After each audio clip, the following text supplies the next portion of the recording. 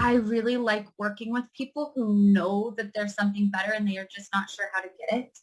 Because once I give them the key that they're missing, watching them succeed and surpass their goals is magnificent. Welcome to the My Future Business Show, where we get you in front of your best audience and keep you there. Not only are we interviewing the biggest names in business to help you become even more successful, we're inviting you to book your spot on the show to help you grow your business. So at the end of the call, make sure you fill in the interview application form at myfuturebusiness.com/interviews.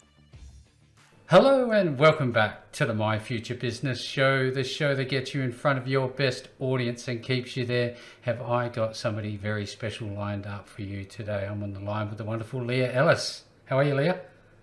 I'm doing really well today. How are you? I'm very well. I've got 2 feet and a heartbeat. I like to say I can't really complain too much. Now, you are a business owner, financial coach, and money mentor, and we're going to be talking about money management for entrepreneurs and your journey about building your own business called Endeavor Financial Coaching. And importantly, we're going to be dispelling money myths, and we're going to be slaying a few money dragons. But before we do any of that, I'd love to learn more about you. So where are you calling in today from? We're in sunny Southern California, which is a bit of a misstatement today because it is cold. Oh, okay. And cloudy. Yeah, you can't be sure. There's no such thing as seasons anymore, I'm starting to find. Yeah. We've had snow in the desert twice in a week, and I just don't find it acceptable whatsoever. No, absolutely. Absolutely not. Now, I'd love to just share, just to give some context to the audience, about some of the things you like to do. The first thing I noticed when I went over your information is your beautiful family. I noticed a photo of you guys all dressed up. Tell us a little bit about that. So we're a little bit nerdy. Both of my daughters are named after sci-fi shows, and my son is named after a character on a drama. So we decided for our Christmas cards last year, when my third baby was born, we were going to dress as the Incredibles.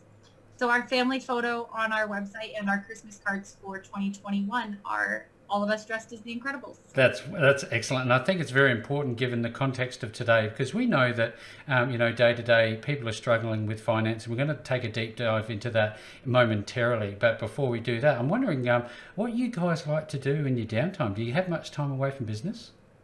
Yeah, we try pretty hard to make sure we schedule time. So my daughter both of my daughters are in ballet and tap dance and jazz dancing classes. So we go to lots of dance classes and recitals. My oldest daughter is also at a modeling school, so we go watch her practice how to walk the runway. Mm-hmm. And then we do board game nights at the end of every month at our house, and all of our friends come, and we drink an embarrassing amount of alcohol and play board games. You too? Oh no. Yeah. I'm wondering. We share it a lot. We share it a lot among a lot of people, so it's okay to consume a lot of alcohol among a lot of people. Oh, I love it. Now, given that you're a busy parent, I know how tough it can be to run a business and look after yourself. How do you do that? How do you get some time for you? I have a planner that swears at me, and I just do what the book says. Right. Okay. So what do you do? Do you do sports or do you yoga? What's your thing? I'm a part of a couple of really cool networking groups. I'm very extroverted, so I get a lot of energy and inspiration from just chatting with other people. Mm-hmm. So I do networking groups, and they're where I solve all my problems when I'm feeling overwhelmed and stressed out. I go and talk to somebody. So I schedule about 3 hours a week to networking groups, and I go and I talk to other people. Yeah, it's funny because a lot of extroverted people do get that energy, don't they? Mm-hmm. They need that interaction. Now, tell me, are you like a pet lover? Do you have pets in your family? Well, we like to have lots of people and mouths to feed. So we have 2 daughters, 2 bunnies, 2 cats, and a son. Oh, there you go. So we're joking that we need a second son to even everything out. So, did you grow up in the location that you're living in now? Tell us a little bit about your childhood. Well, my childhood was a mess, and we lived everywhere. But I spent most of my childhood in Kansas and 3 years in Germany. 3 years in Germany. What was that like? Cold. Cold. And I was a teenager, so I used it to get in lots of trouble. Now, do you have one thing about your childhood that is fondly something that you fondly remember?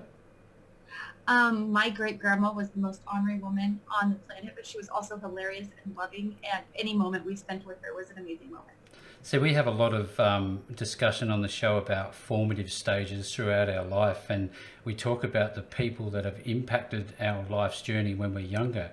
You've just talked about a grandparent. Has there been anybody else that you've looked up to and helped you become the person you are today?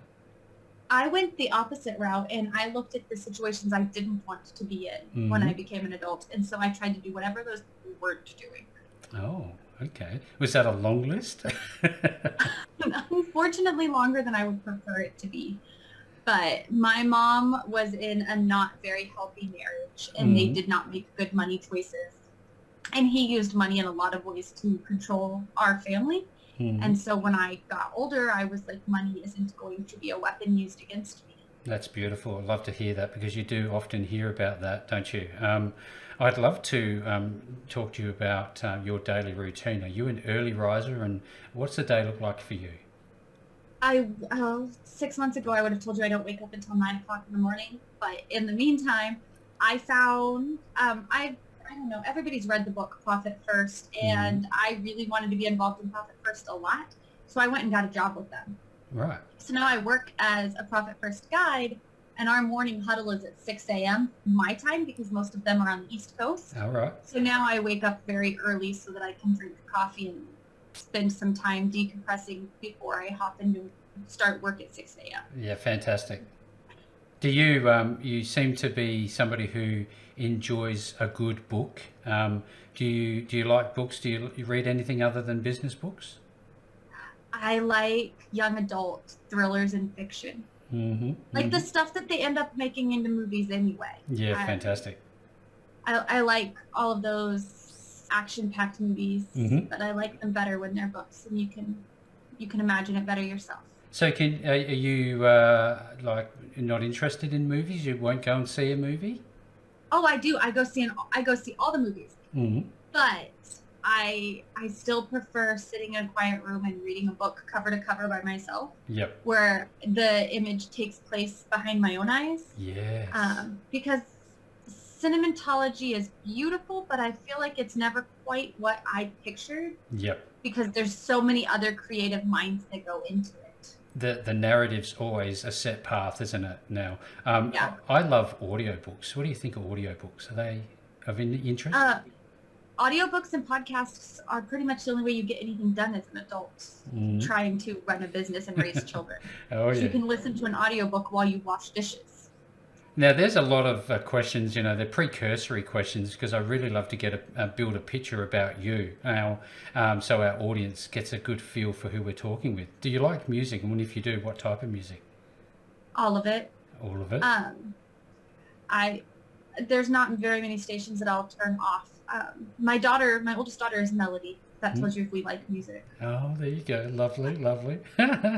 Now, you would have had to have taken some chances to get to where you are with Endeavour Financial Coaching today. What Yeah. do you think about risk? Is it something that we should embrace, and how did you manage it? Um, I think that risk is a part of life, and that if Mm, you're not doing anything with risk, then you're not doing anything with fun, mm, because it's thrilling to get a little risky. I will say that when you're making business risks, it makes sense to double check your expectations, mm, because you're not ever going to jump into a risky investment or opportunity without an idea of mm. where it's going, where you want it to go. So double checking how realistic those are before you jump in. But otherwise, I'm a jump in with 2 feet and see what happens kind of person. And that's what we're going to expand on, that notion of financial risk and how to mitigate those risks in a sensible way, which you have a lot to share with the audience. Now, I'd love to talk about mindset. Do you ever find working with clients that, they're suffering in their mindset, and what do you tell them?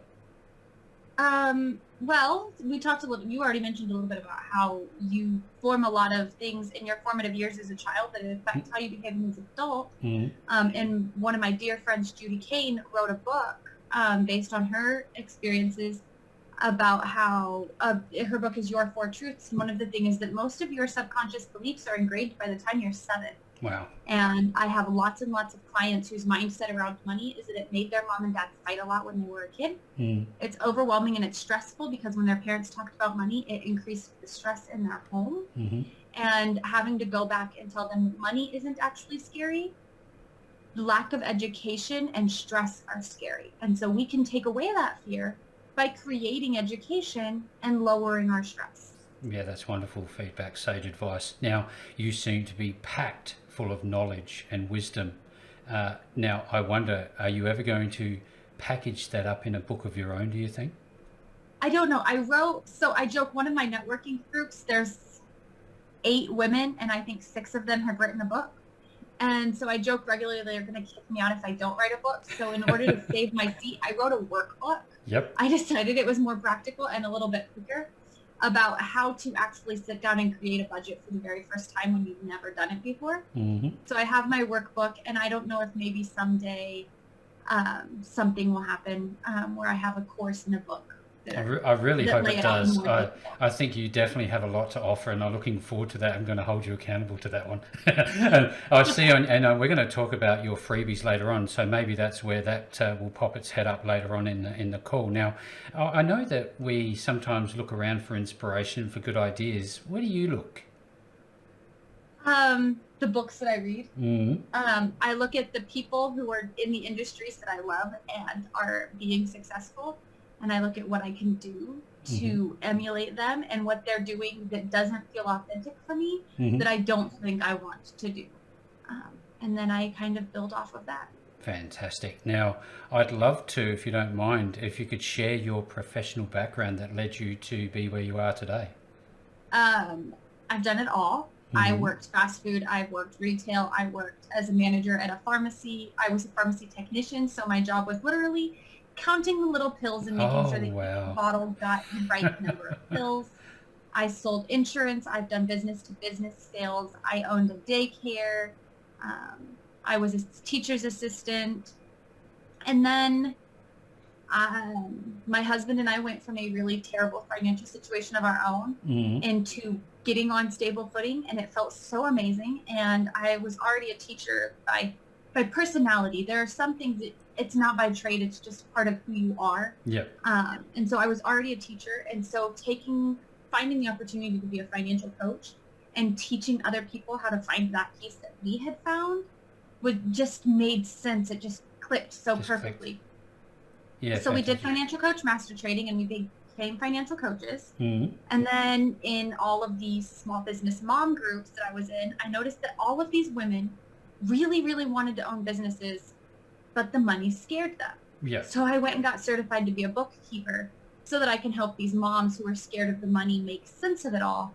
And then I went and got a job at Profit First so I can teach them not only how to make sense of it, but how to leverage it to make their companies more financially healthy and their personal lives too. I want to double back a moment and talk a little bit about the importance of a strong relationship with your partner, in your case, Nathan. You went through some tough times you've just shared with us, so thank you for that.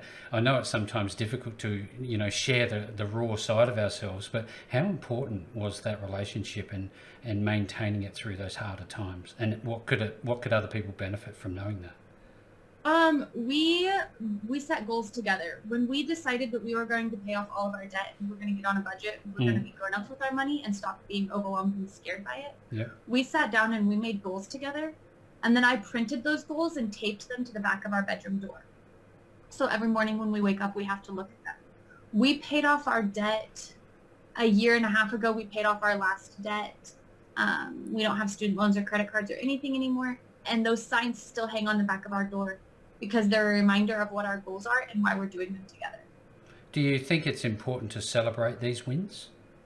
Yeah, we celebrated every 25% of our payoff. So when we hit 25%, 50%, 75%, and then 100%, we had celebrations as a family because it kept our kids excited about it and it kept us excited about it. And the other thing is we had a coloring chart where we colored in the debts as we paid them off.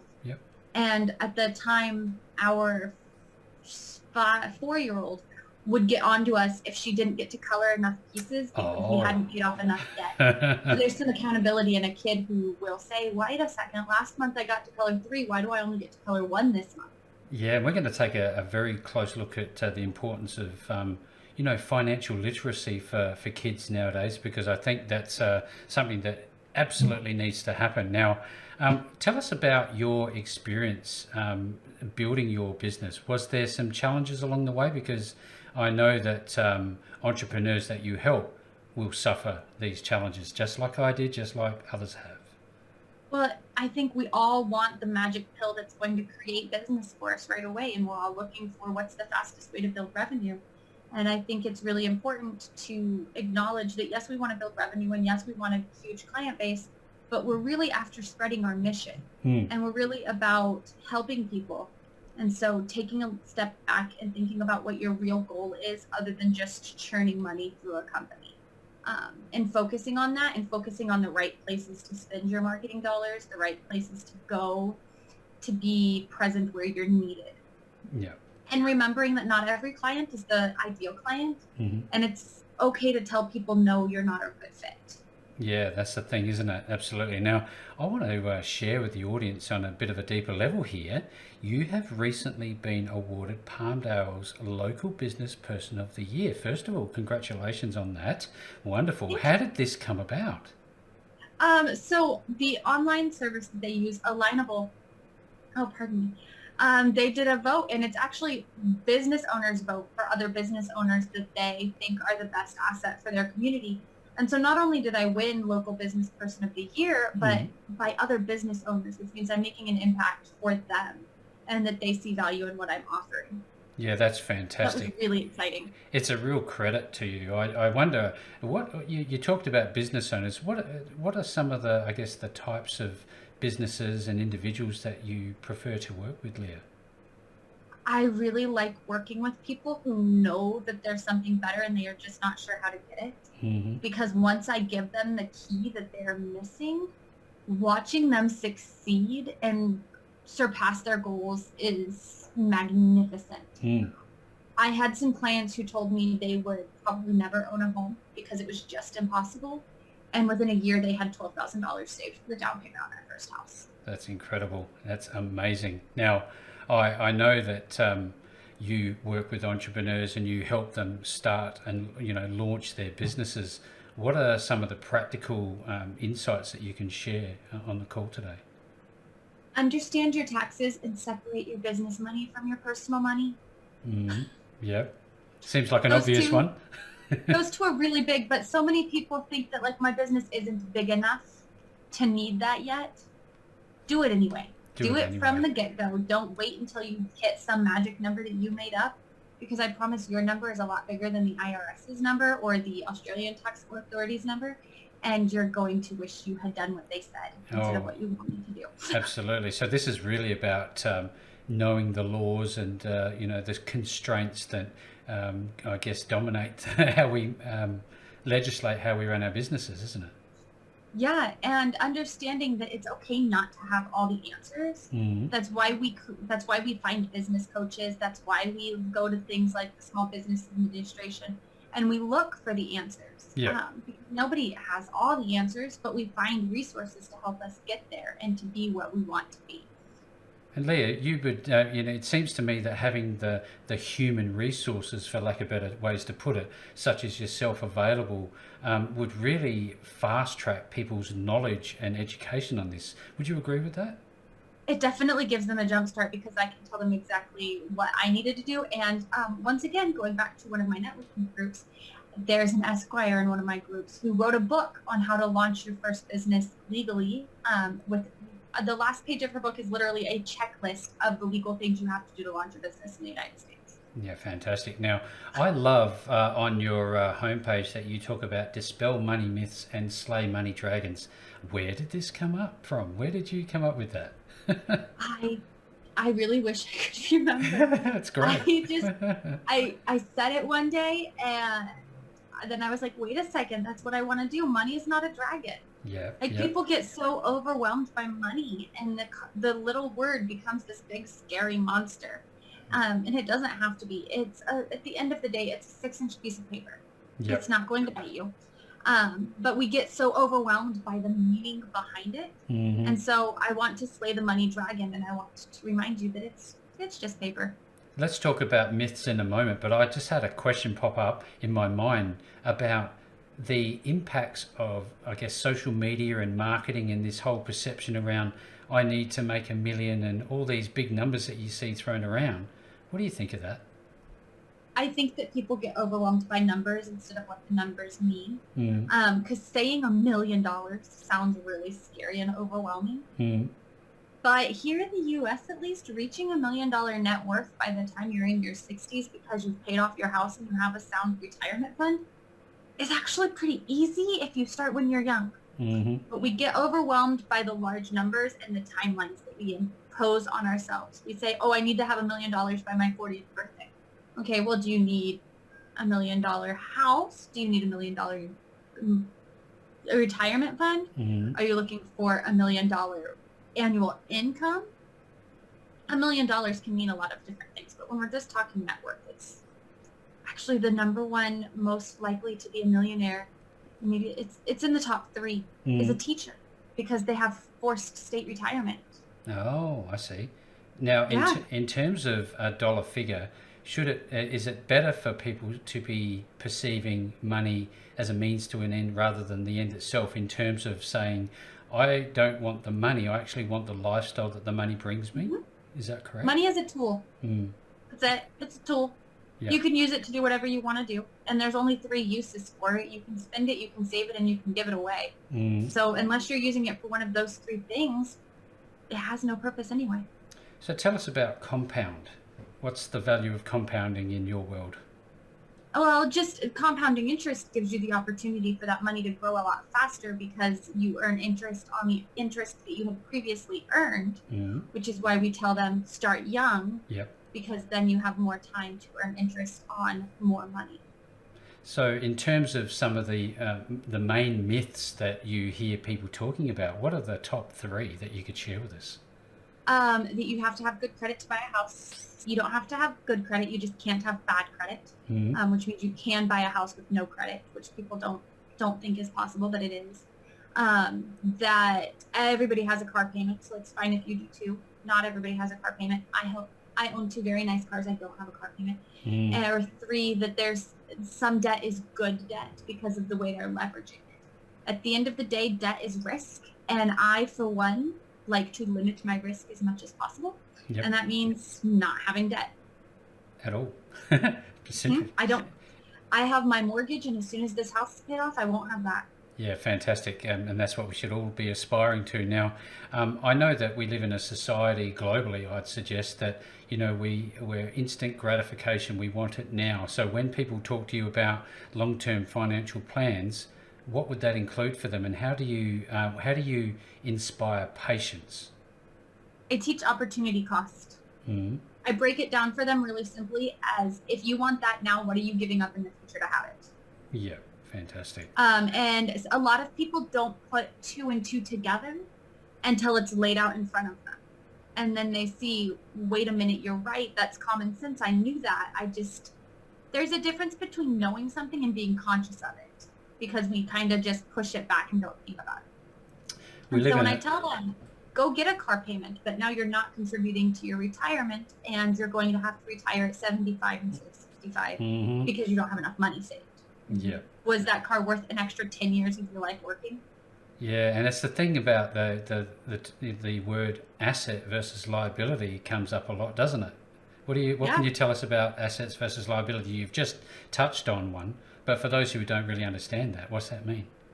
It's a really easy way. Assets are the things you own. Liabilities are the things you owe. We want to own lots of things and own very little.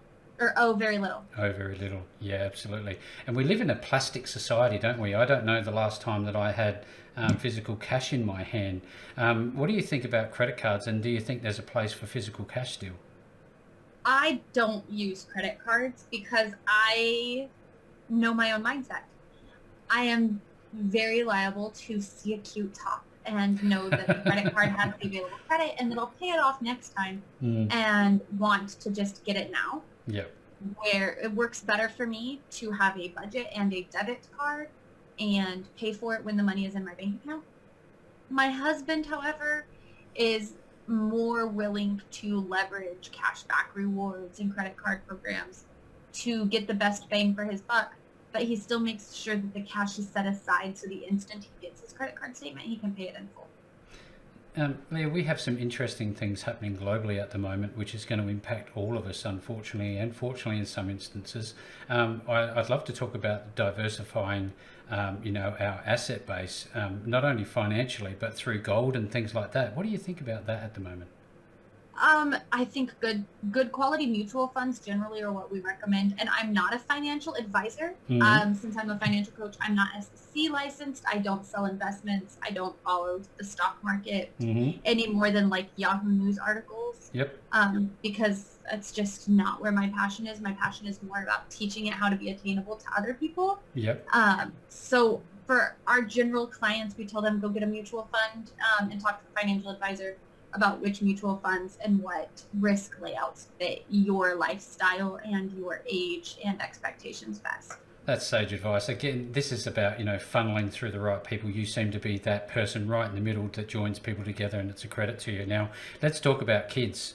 Let's talk about how you help educate kids. We've all got them. And, sometimes they think money grows on trees. What do you tell them? I actually wrote a curriculum for this. So I have a curriculum for 5 to 10-year-olds. Mm-hmm. And my curriculum for 5 to 10-year-olds is just called Budget Basics. And I print out, it's a single-page worksheet that teaches them how to do their own budget based on their allowance so that they understand the same thing I mentioned earlier. There's only 3 things to do with their money. They can spend it, they can save it, or give it away. But it doesn't magically multiply when they write it down. So they have to stay within their confines of their budget. And then for older kids who are ready to learn a little bit more about money, for 13 to 16-year-olds, I have an 8-week program that even includes teaching them how to buy a car, how to buy a house, and how to save for retirement. Yep. So that once they get their first post-college job, they understand why it's important to start saving for retirement at 22 instead of waiting until they're 30 or 40 to start that savings. Can make a great deal of difference in terms of what we talked about earlier with compounding, can't it? Oh, absolutely. I've looked at charts where it can go from $5 million to $12 million, depending on how young you are when you start. I remember talking with somebody about this, and then he showed me a graph with the crossover, the X crossover point, the point at which it almost goes vertical and you pay it off very, very quickly. Is that something that you share with people? Not a chart like that. I like to use, here we have a website called investor.gov, Mm-hmm. and I like to show them just their growth and tell them, like, if you put this much money in for this amount of time, this is what it could be. This is what it could be. Because it's very motivational. Now, I'd love to talk a little bit in depth about your bookkeeping services. There'll be a lot of people that, that are entrepreneurs and have no idea, and they just go barreling on. They've got a great idea. They sell a few things here and there, but the last thing they want to talk about with you is tax and bookkeeping. Tell us what bookkeeping actually is.